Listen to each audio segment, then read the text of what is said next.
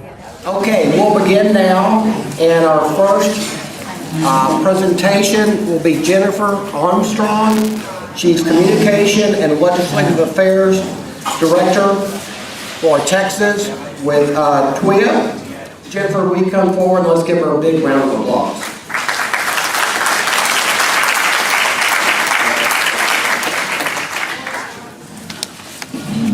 Thank you and good morning.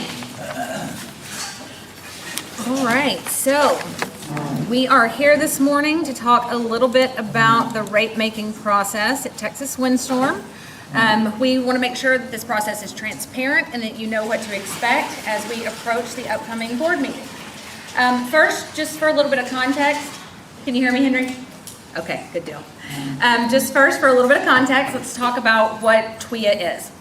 So, as most of you probably know, we were created many decades ago in 1971 when the private market started pulling out of the coastal areas because they did not want to write because of the increased exposure. So, state stepped in, said it is imperative that the coast have access to windstorm and hail insurance, and so created TWIA. Right now we have just under 200,000 policies, and we are a nonprofit, or we operate as a nonprofit. So all of our profits at the end of the year go into a CRTF. This is a trust fund that is dedicated solely to the payment of claims. We do have a non-member board. They are unpaid. These are the folks that will consider the rate decision along with the other governance-related decisions that they see as a result of the Texas Windstorm.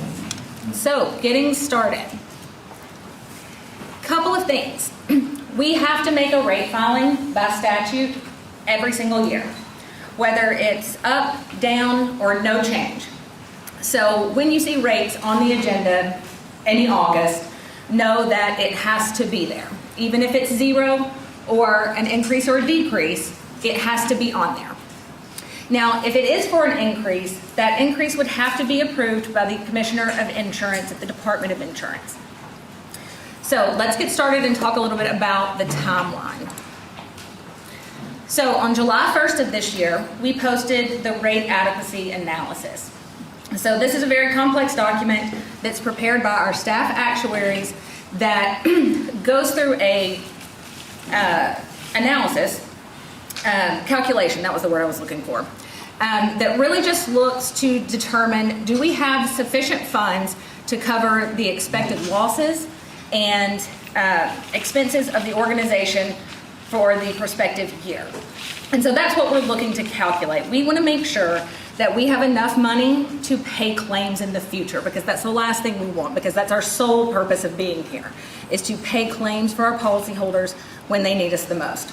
And so that is the calculation that the rate analysis seeks to determine.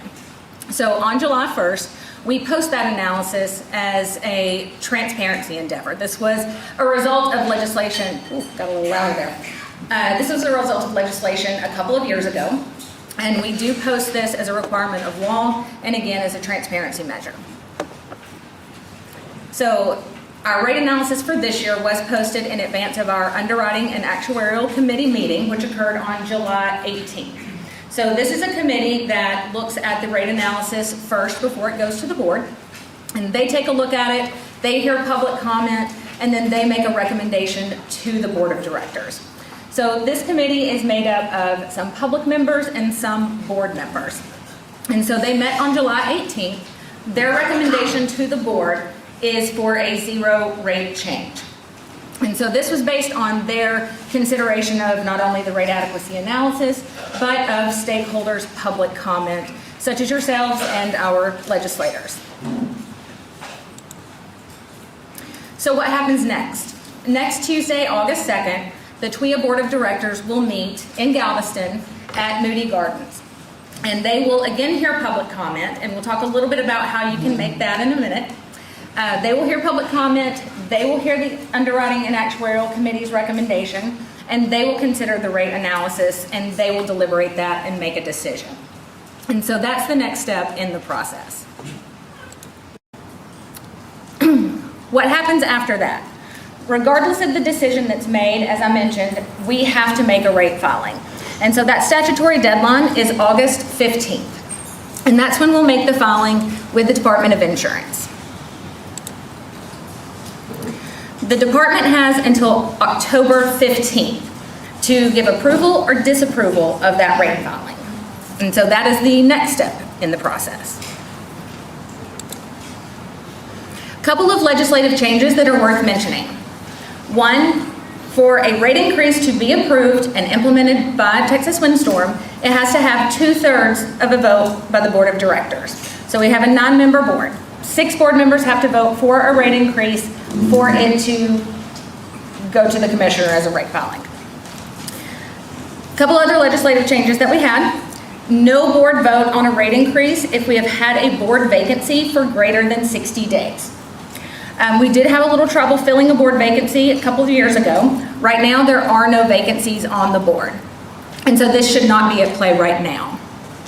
And then, as I mentioned a minute ago, the insurance commissioner now has to approve all rate increases. And this is a recent legislative change as well. So this slide is, my disclaimer is, it's a vast oversimplification.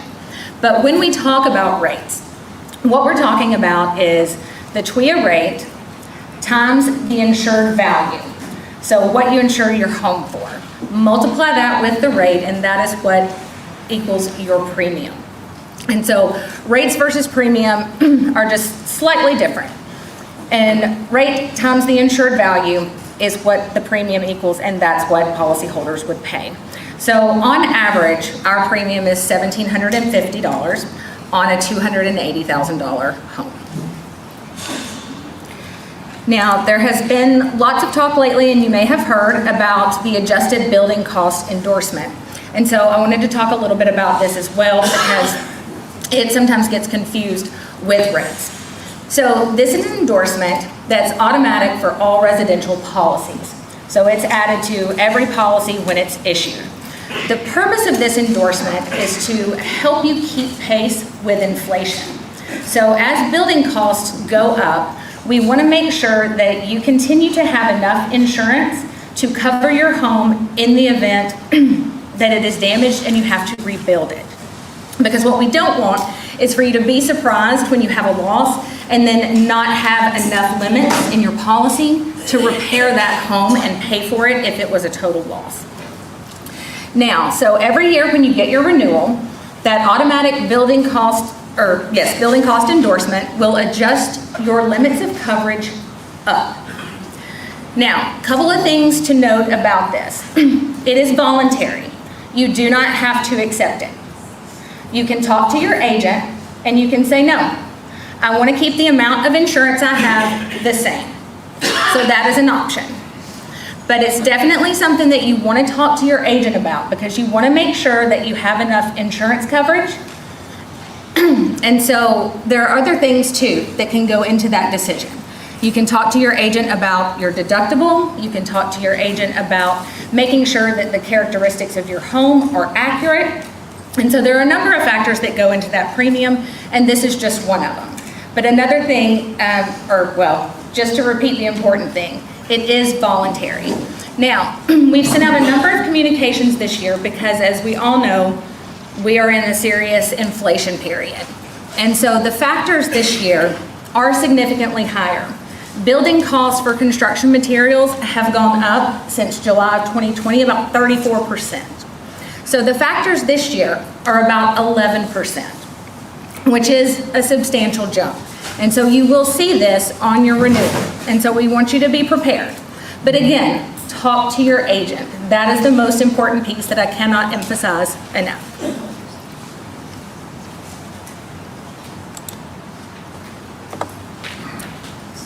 So in summary, we have the rate decision being considered at our TWIA Board of Directors meeting on Tuesday.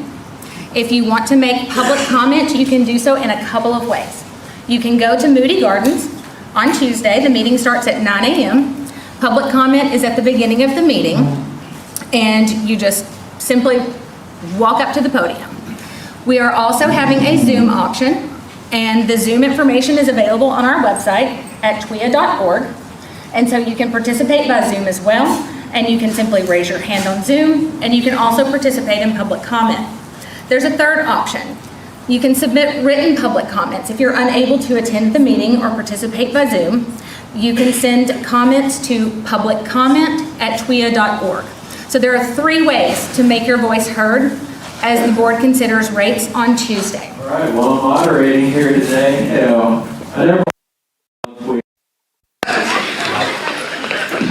They're not getting any love notes from us. Maybe we can take a step back first before we get started here and talk about why TWIA exists. So, they started in 1971, and the reason why they're there is the member insurers did not want to provide coverage on the Gulf Coast. So, essentially, TWIA was a special deal for them, for the member insurers, to provide coverage for businesses and homeowners on the Gulf Coast. And the reason why that's so important is you can't have a mortgage without windstorm insurance. So this is a lot like property taxes. It's a basic homeowner right, it's a basic business right. Small businesses are paying it just like cities, counties, school districts. We're all paying for windstorm insurance. And we've got to be able to afford to live here. And that's what this lunch is about today, is it's not sustainable at this rate. So Jennifer talked about it, 11%. So there was an 11% increase because of replacement cost calculation. So that's an automatic. I think everyone's probably going to elect into it because I don't think it says on your bill what your rate is going to increase to. So most people do tend to elect into that. So that wasn't with the vote of the board. That's automatic, on top of the 5% that they voted on last year. So that's going to be about 16% increase within 1 year that people are going to pay in their premium increases. And that's just not sustainable. You've got champions of the Gulf Coast up here today with me, with Representative Hunter and Senator Creighton. I think got about 50% of TWIA policyholders represented up here today, which is a lot. We've had a lot of victories this past session and the session before, thanks to their help. We're outgunned and outnumbered on the Gulf Coast, and we had the Speaker and the Lieutenant Governor helping us get those done in 2019 and 2021. And believe it or not, we didn't have the opposition that we've had before. Y'all saw back, and I think that was in 2011, was the last major TWIA reform bill before 2019. And it was a tough vote. We barely got that done, but it was, we're talking over 100 people, members of the legislature, voting for these reforms. So we've got the momentum. We need to make sure that we see this through next session. But before any of that happens, before we get to next session, we've got to make sure that a 0% rate increase is adopted on August 2nd. Number 1. That's the next step that we all need to make our voice heard, and it's making sure 0% rate increase. No rate increase at their board meeting August 2nd, because they don't actually have to listen to the actuarial committee, which said it actually recommended the 0% rate increase. You don't have to listen to them by law. It's a choice. So we need to help them see that the right choice is 0. Nothing. Todd and I have a famous picture in front of the TWIA's sign holding the 0 up like that. 0 rate increase on August 2nd. If you can't be there, you can appear virtually or enter your comment online through Zoom or by email, or even send a old-fashioned letter. I think they still accept that. But make sure to make your voice heard. We just cannot afford any more rate. So one of the first questions that I've got for our panel here today. Bills filed to reform TWIA last session, but not all of them passed. What reforms that were looked at last session will we see again in the 88th regular session? And I'll start out with the man in black to my left, Representative Todd Hunter. I want y'all to know I dress in black because I've been hit with so many TWIA rate increases. This is the symbolism that you have. I want to make a comment first, Nate. I've been riding when it was called cat pool with Babe Schwartz. And between Henry, Vic, and I think we have taken on Babe Schwartz's hair club for men. I've been fighting it before Brandon, Creighton, and Mays were born. Just to let you all know. But let me just be serious. Look, you have the speaker's office here. There's no better speaker than Beaumont representing the House who understands. Sherry's right over here from Senator Taylor's office, does a great job, and she came down to my area to help, and we appreciate that. I want you all to know I have Trace here, who's on behalf of the Port of Corpus Christi, who felt this was important to be here. Make sure Sally Backo didn't say the wrong things, but he's right here. I have Greg Smith, who's on the Corpus Christi City Council, who is here in support of working with Galveston. And I have Jeff Hutt, who works with me on property taxes insurance from Aransas County. So I want you to know you have teammates here. Thank you, Regina, for helping. Now let's get down to it. Mays is my great backup guy. He's the straight man, the data man. And then poor Brandon has to settle all the dust after I talk on the House floor. That's who we are. Here's the bottom line. There's no respect for the coast. Where does everything come in? It comes in from the coast. Cruise ships, cargo ships, oil and gas. Maybe we should put a fee on every ounce of oil and gas that comes in to make up for the windstorm. Why are you all paying hail on your auto? They don't pay for hurricane. I mean, I want you to think about that. When you get that auto increase, you're paying. I haven't seen hail but on the Weather Channel, and I don't believe it half the time. But I want you to think, no respect for the coast. And they need to know who we are.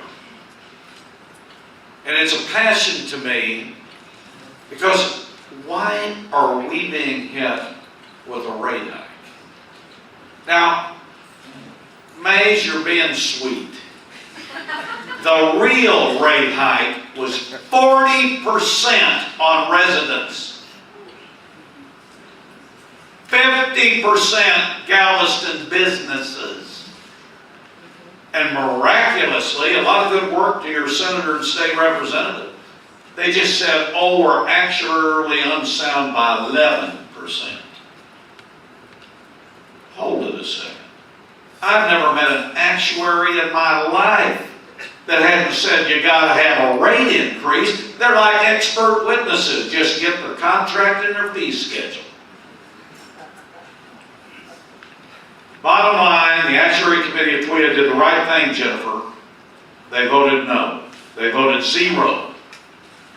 You economically are coming out. You financially are coming out. How do fixed income people, Vic, pay for a mortgage on an 11% hike to 40%? They lose their homes, everybody. So my role here is to tell you, we need to get behind any no rate package in the next legislative session. And I am a little dramatic because I care. I'm the voice. I want to help these two for your area. But I'm serious about it. All this is squeezing you for cash. It's an unequal system. And the respect needs to come to the coastline.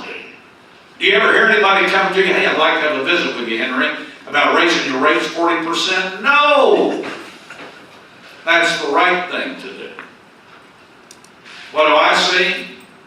I see them chasing around Senator Creighton, represented to be Senator Middleton, not letting their bills pass because it might help coastal residents and families. Final comment. How can you promote economic development? I see my Visit Galveston folks, Gina, the chamber. Oh, hey, come on down. I'm going to hit you with a 40 and 50% rate hike. That's not the message to send in Texas. So bottom line, no rate hikes. I'd like to have that new TWIA operation moved from Austin to the coast, the Senator Creighton and Mays Middleton TWIA building right here in Galveston.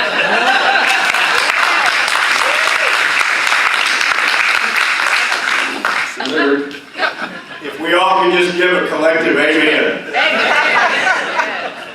When Brother Hunter is here, and it's well deserved. I mean, Representative Hunter, Chairman Hunter has led on TWIA issues in the legislative session since I came in back into the House in '07, and then certainly since I've been in the Senate since 2015, and soon to be Senator Representative Middleton as well. As you mentioned, close to 120 members supporting TWIA reforms, and that has not always been the case, and that's a great trend. But what about the turnover that we're seeing in the Texas House this election cycle? What are those numbers probably projected to be? 25 new members or more?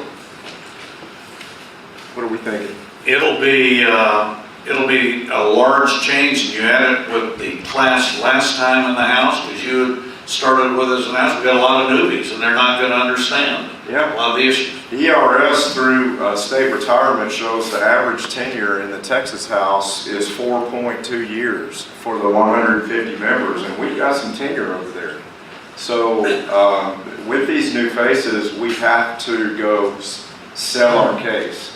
We talked about, Chairman Hunter mentioned Mays as the data guy, and that's true. And you've taken issue with these calculations, right? We talked about the way these calculations on rates are determined, whether or not it's an 11% number for residential or 15% on commercial. It's really in that 40 to 50 percentile category, and they're cumulative. They compound one on top of the other. And what you both have done and others in the delegation to make sure that we stay at zero on these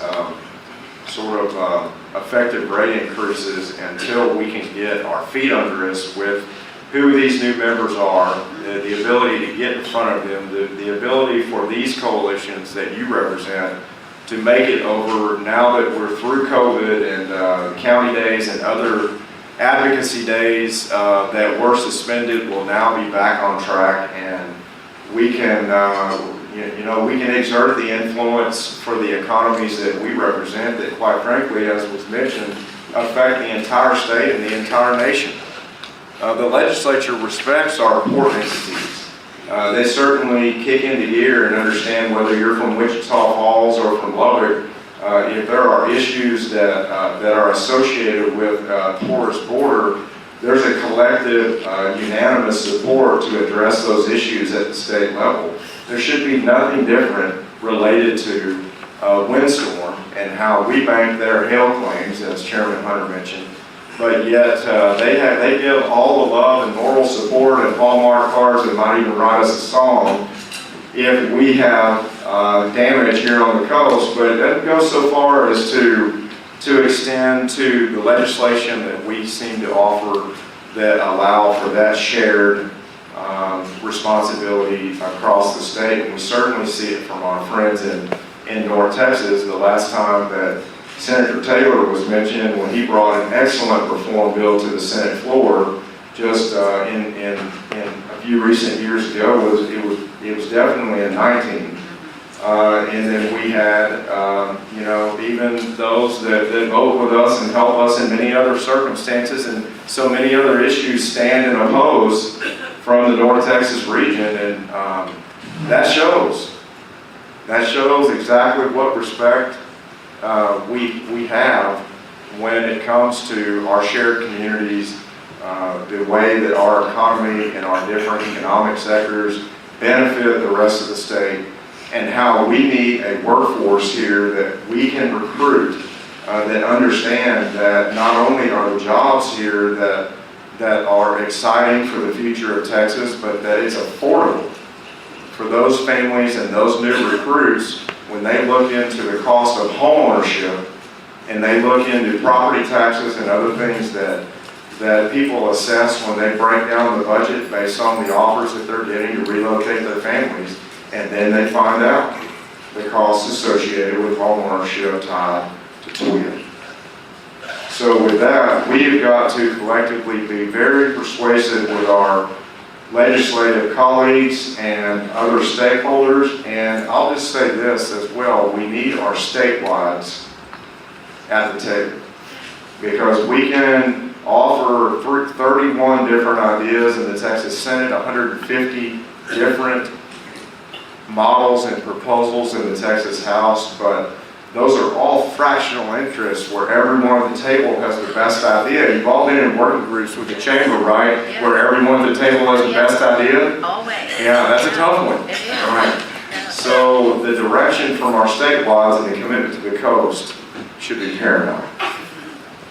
Thank you, Senator. I want to turn it over to one of my favorite fighters for the Gulf Coast, the president of the Coastal Windstorm Insurance Coalition, Terrell Shannon. She is a true champion for us. She's actually an agent, so I can't even begin to guess how many claims you've had to process yourself when people's roofs have been blown off. So not only is she an advocate, she's there for you in your time of greatest need. And she goes above and beyond to help people in our area. Terrell? Thank you. Is this on? Yep. Thank you. First of all, I have to say, these are the best legislators. They have done a phenomenal job for us. You go to them, and you especially go to the staff first, they take up your issue, and they run for it. I can't tell you how many times I've been up at the legislature on one little issue, like the cost estimator, something that is so simple that the TWIA has, where you had to do the cost estimator at the time of the loss. No, you do the cost estimator before the loss, not at the time of the loss. And we couldn't get the legislature to understand that. This man took it, ran it. This woman over here for Larry Taylor, done. So it's very, very important that you understand that these people need our help. Any way that we can. If they call us to duty, we need to go to duty, because it is an educational source out there that we have to overcome, especially when there's going to be this turnover. We've got to educate those members the reason why it's important that Windstorm keep the rates where they are and improve our coverages. I did want to just add one thing too that's very concerning, and that is, most of you do know that our flood rules have changed. So that means that it's going to be how close you are to water, the replacement cost on your house, and if you've had any losses, and that's going to determine what your premium is going to be. Well, right now, the houses that are on the water that are way up in the air, they saw a premium reduction of like $4,000, but that's only temporary. It's going to next year go up 18% until it gets to its full risk value.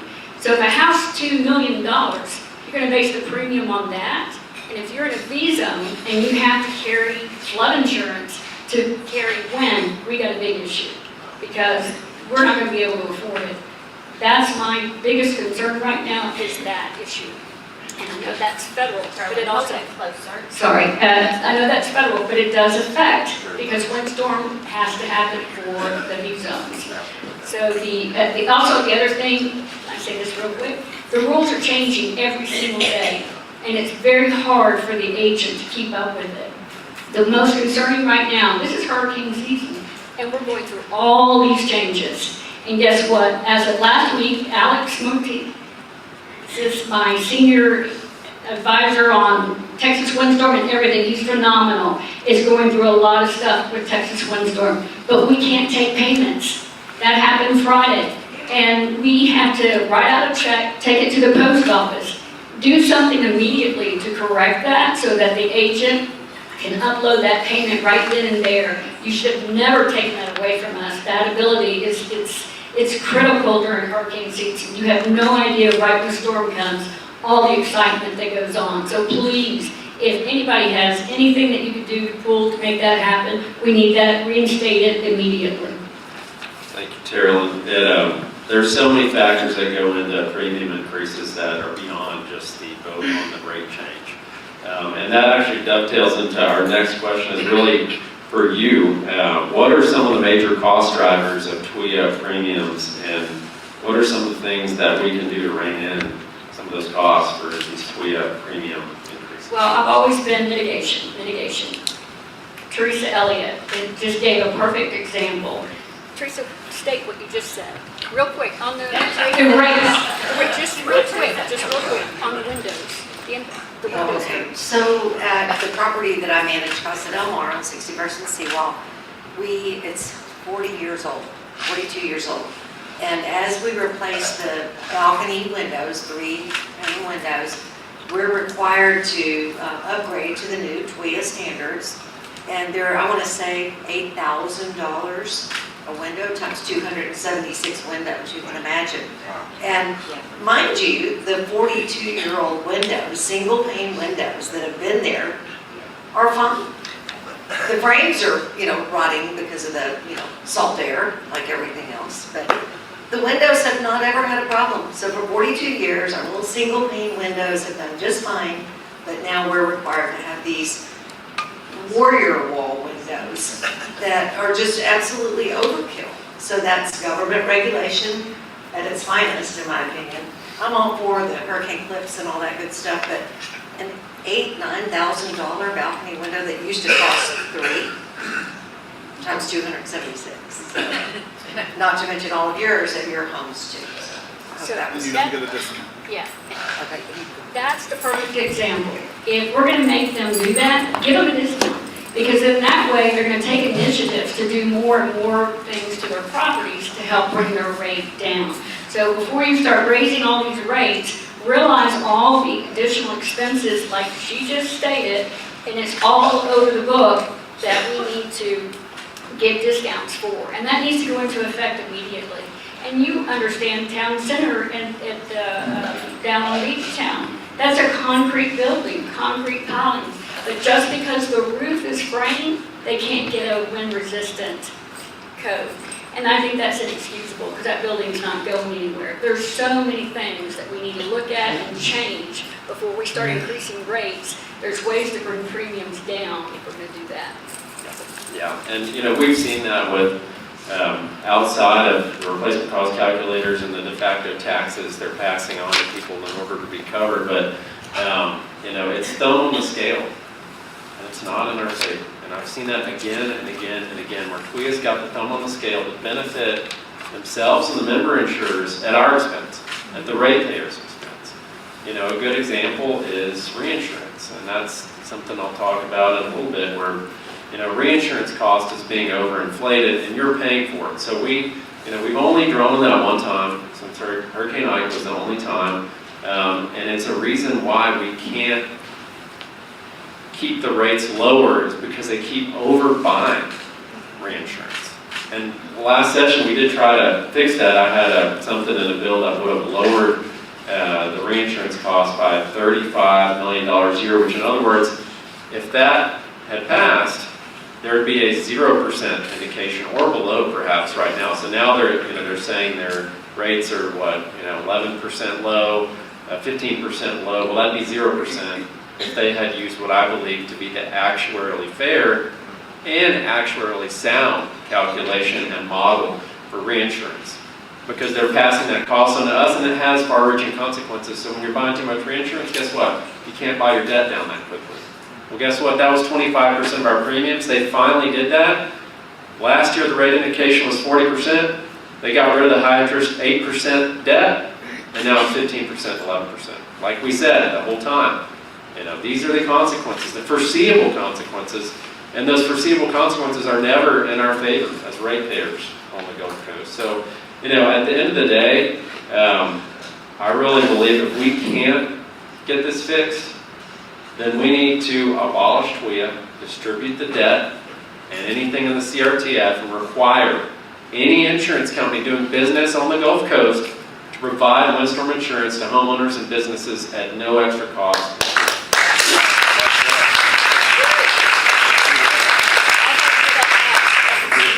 And that's what makes the most sense if we can't get this fixed. So, these are big reforms we're talking about, but at the end of the day, people have to be able to afford to live and work.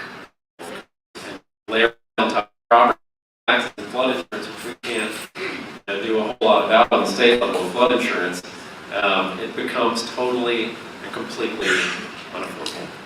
So anyway, that's my soapbox. On the next question, and it kind of dovetails with that as well, TWIA's funding structure and actuarial soundness, it's frequently called into question, especially by member-insured lobbyists that always say we're underfunded and it's going to go broke and it takes general revenue. None of those things are true that I just said. What about the way TWIA is funded needs to be changed, and what are the implications of those changes to policyholders? And I'll start with the man in black again. I want to tell you all something about the funding, a little bit different. The senator has just been elevated in charge of education, which is a huge deal in the state. And we happen to be in a higher education institution, Galveston College. You've got a great guy right here. Plus, he's joined me, Vic, and Henry in the Hair Club for Men. But I want you to look at the problem on rates. They haven't talked about what is the impact on colleges, university costs. What's the impact on the state when they get increased? How do you keep kids here? Hey, we want you to stay here, but can't pay you enough to pick up that 40–50% rate hike you won't get here by saying it's a disincentive. So thank goodness you've got a good friend of mine taking this position. You've got a great college. You've got a great representative, the senator-to-be. They've set the standard to help higher education, from community college to all colleges. So your area isn't in a financial hit. And if you're trying to grow the labor market, the employment market, that's a disincentive for crazy rate hikes. The other thing is, look, my comment is the insurance industry and TWIA. The agents do a good job. They're your friends. They're your liaisons. Let me tell you what happens. Jennifer has done a good job of giving you procedurally what TWIA does. And we're not here to knock her, unless she says she's for rates. Then I'll just teasing you. But she told you that the new vote on the TWIA board has to be 6 votes. Representative Middleton had to explain addition in the insurance committee to some of the insurance lobby on what the vote would be. House Representative, under the great leadership of our Speaker Phelan, we passed it in the hundreds. Even got support from somebody we didn't expect. And what it said is when TWIA votes on a rate hike, it has to have 2/3. You can't just shove a rate hike on the coast with a majority. You know how long it took us to get out of the Senate? We had more Senate hearings. The bill kept bouncing out. I thought I was in the shooting gallery. They wouldn't let my bill. So what Mays and I did is we jumped on another bill. I kept putting my bill on other bills as amendments. And Senator Creighton and Senator Taylor, who are our supporters, were able to alert what was happening in the Senate. And that's how my point to you is we have so many financial, economic, insurance forces against the coast that even if you try to redo the funding structure, they're going to fight us every step of the way. My view is we fight every rate increase until they can justify their own maintenance and expenses. And we fight every rate hike until economically they can justify punishing the coast. And until they do that, the answer, as you and I said by the building, is 0 rate hike. Don't negotiate above 0 or you open the door. It's always 0. That's right.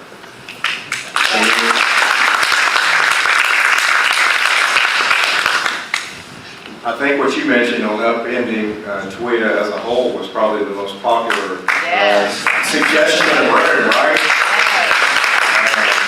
We have, and Representative Middleton, when you've taken issue with the calculations, I think that that there have been many around the state listening, Chairman Hunter as well. We have to, we always talk about Florida models, and we always talk about concepts of reinsurance, but we need some major change. And I think the legislature has given some reforms and some concessions around the edges, but really some of those have been patronizing in a way that just get us through a 5-month session. Of course, that doesn't apply to last session, that was more like 10. But it gets us through the session, and then we have to continue to be watchers on the wall for these rate increases and these proposals as we work through the interim to get back to where we can be in policy-making mode. So I appreciate both of your efforts. I think that we are going to have, as you mentioned, the support in the House, and we've definitely got allies in the Senate that we need to continue to grow that number. You'll be helping with that when you come over soon. And for a new look on a comparison or a disparity from the old way of doing business, that's got to change.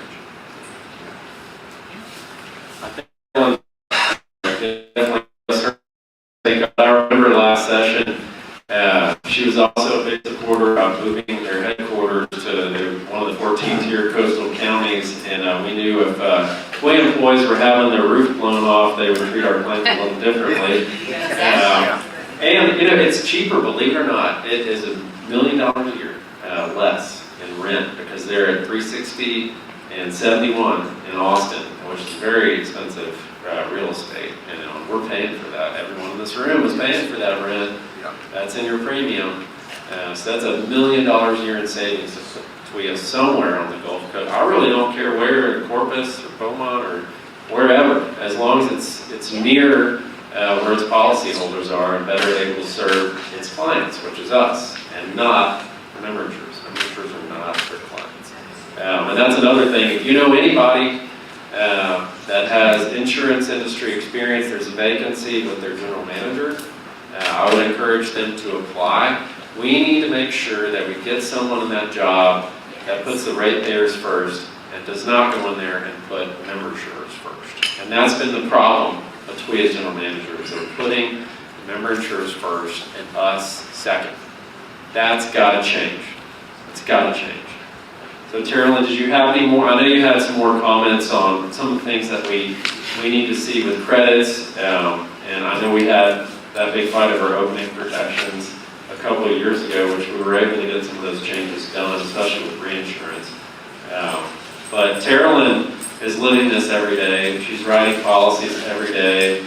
I remember in the freeze where people were getting policies canceled 2 summers ago. They were in COVID, they had a lockbox, and people were mailing in their premiums, and they paid them, they mailed them in. And by the time they were so slow in processing, they were sending out automated cancellation notices to people in the middle of hurricane season. How's that treating your clients like that? You know, but Terrell has a lot more war stories like that. Did you have any more comments on some things that you think TWIA could do better, and some of the reforms that you think need to happen to this state entity? It's not an agency.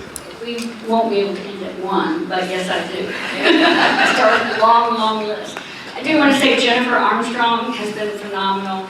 She has been the legislative liaison for TWIA, and I really appreciate everything that she has done to try to incorporate whatever changes that we have. But she's not the board, and that's who we have to deal with, is what the board does. There were so many things going on with you had also made a comment on, what was the last thing on the legislative side? Moving your headquarters. Yeah, moving the headquarters. I agree with this in many ways, because during Hurricane Ike, we were affected by that. Both my home, my business, and my other rental property was all damaged. I was back in my building within a day and operating on a generator. Now, other agents had other ways of doing it, where they would go off the island and go to a different business and operate from there. Whatever your catastrophic plan is, that's what you follow. That's the same thing TWIA has to do, so that they know what we went through. Hurricane Act was devastating. It was probably one of the worst events I've ever been through, but yet at the same time, the greatest event, because I saw so many Galvestonians pulling together, working together. I even had, y'all know David Miller, he came to my office and he actually took a list and had people sign in because they were all the way around the block waiting to get in because all we had was the generator and the computers.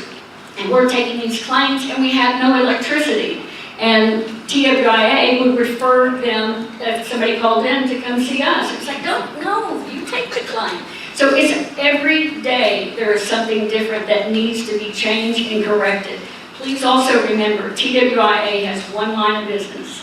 One. We have all lines of business. We've got to know everything. And to be, the windstorm to be in the mess that it is, there's no excuse if you have one line of business. You should have these procedures perfectly, and you don't roll out a new computer system right when hurricane comes. You just don't do it. Man, we have more to fix than I realized. The last question is the most important one, and it is how can the community get more involved to ensure that the board adopts a 0% rate increase, and what is our call to action? Senator?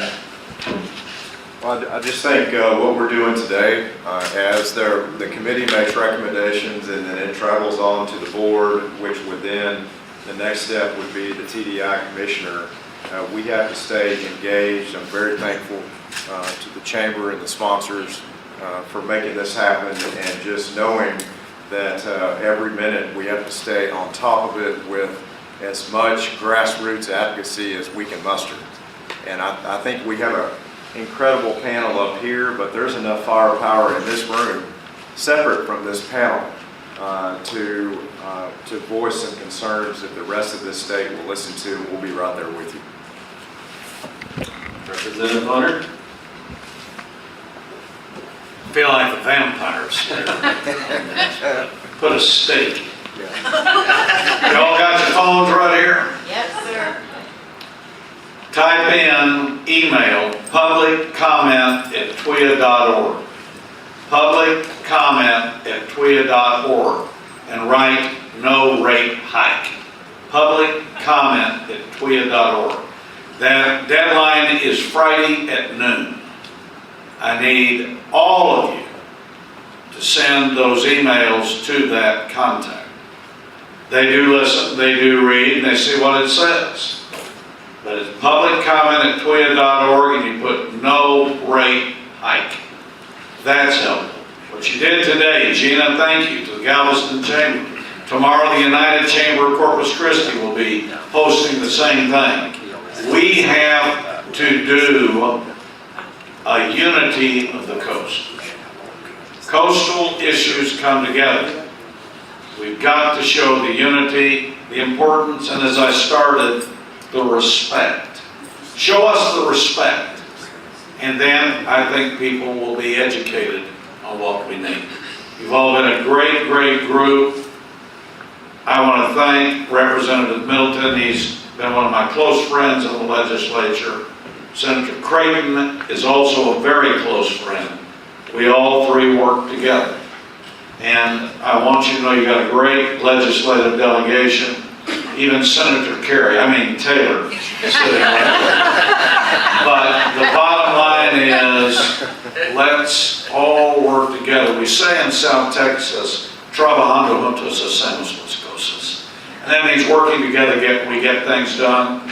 We as the coast will get it done. Thank you for including.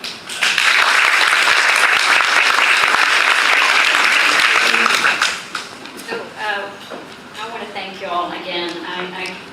Y'all were phenomenal, and it's wonderful to be able to go up and work with the staff, and for them to be able to take these issues and run with them.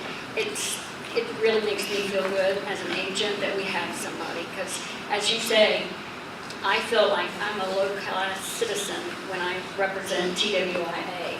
And I feel like we're treated as an agent, we're nothing. And that's not right. And during Ike, I just wanted to say, during Ike, when I was back in my office within a day, the adjuster came out within a week, and he said, "You're back in business, so there's no claim." And I said, "These are generators. I've got a line all the way down the street. I need some help." No, we didn't get any. And so that's my point, is we need to all work together to make those changes so that TWIA changes from the the company member boards and make us a priority, the agents and the insurers, and let them know that they're working for us. That's what we need to make sure changes. We were in it together from Beaumont to Brownsville, Yes. all 14 coastal counties. That's a lot of people, and we have a big voice, so let's make it heard and demand a 0% rate increase. Thank y'all for coming today. Thank you, Gina.